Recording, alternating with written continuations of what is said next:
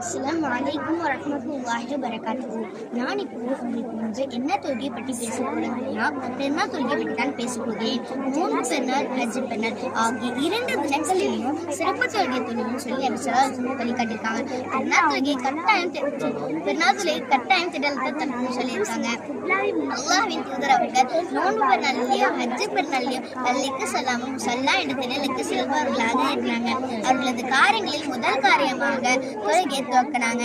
எந்த வித வேலையா இருந்தாலும் தொழுகையை நிறைவேற்ற இதா இருந்தாலும் பண்ணாங்க.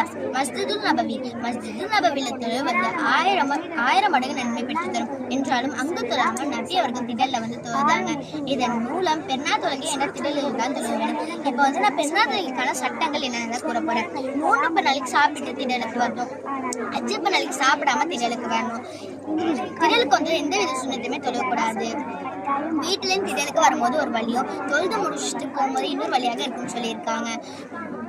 தொழு இல்லாத பெண்கள் கூட கட்டாயம் திடலுக்கு வர வேண்டும். சூரியன் உதைந்தவுடன் சீக்கிரமாக தொழுவதுதான் சிறந்தது. அஸ்ஸலாமு அலைக்கும் வரஹ்மத்துல்லாஹி வபரகாத்துஹு.